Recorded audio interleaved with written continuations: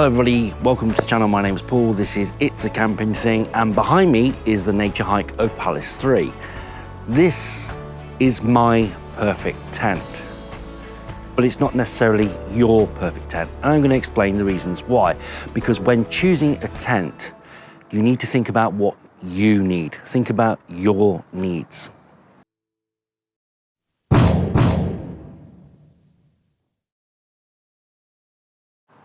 So the Nature Hike Opalis 3 is my perfect tent. Hooray for me, I finally got there. And it took a lot of tents that was preceding it and a lot of pennies as well. It was a gradual process of elimination. So for me, on my journey, I found that I was looking at the tents of the pros and cons with each tent that suited me, looked at what I liked and what I didn't, and then the next tent, I would go from there. Now, yeah, of course, you know, sometimes you want to go with the family. Sometimes you want to go really stealthy.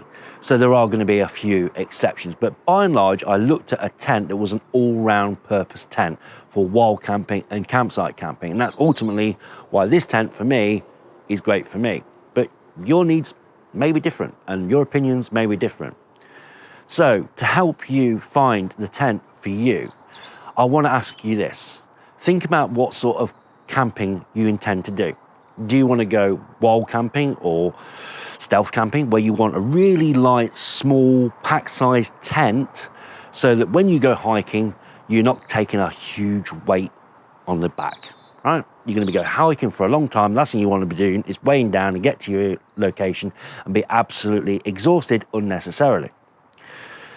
So if you're going to be doing wild camping, think about that. Have that small, lightweight pack size. Ultimately, that tent, when you set it up, is going to be super strong. There's no point buying a 20-pound tent that's not going to stand up to a breeze. You need a super strong tent. So think about that.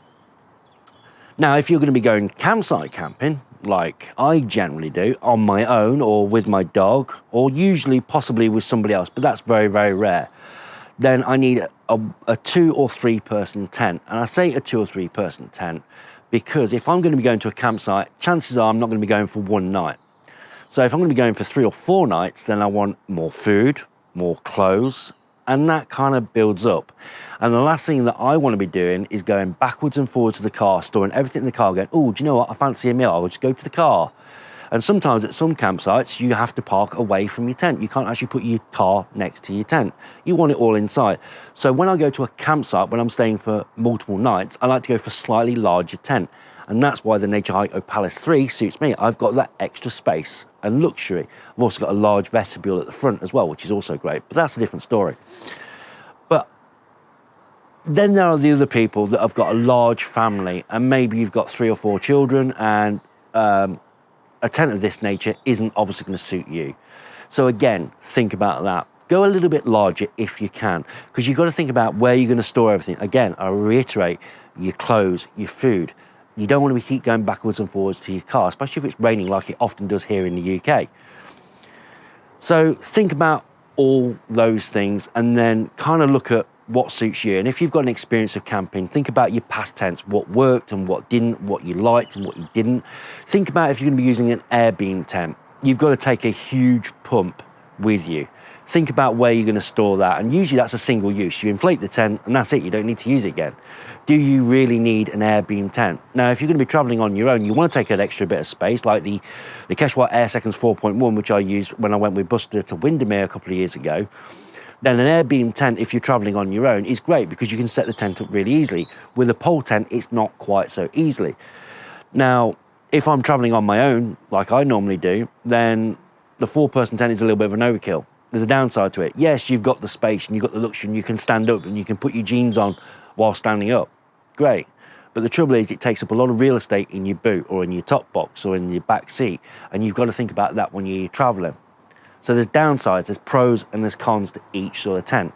For me, the Nature Hike Opalis 3 is a bit of a compromise. See, I like to go wild camping and I like to go campsite camping. It's a 3-person tent. The colour green, it blends in with its surroundings, so it's great for wild camping. It's a relatively decent pack size. It's probably a little bit heavy for some. It's not exactly stealthy, it's quite a large tent, but at least it's the right shade colour for blending into its surroundings, which is important. But if I'm going to be going campsite camping, that extra room inside of the 3-person that I've got, if I'm traveling on my own, I've got plenty of space in there. It's got a lot of pros and cons for me, but it might not necessarily be right for you. So think about, as I say, what you need, how many people are going to be going. Are you going to be going campsite camping with a family, on your own, or are you going to be going wild camping? And work it out from there. Do you like 2 doors? Do you like 1 door? Do you like the air beam? There's plenty of different variations and designs out there that are available. But as I say, ultimately, it's what's up to you and what you like from a tent. That said, it's getting chilly and I'm going to be sleeping out here tonight. So I'm going to go and set this up and I'm going to sleep out in here tonight. So thanks for watching. And if you enjoyed this video, please consider liking, leaving a comment and subscribing to the channel. Take care, folks.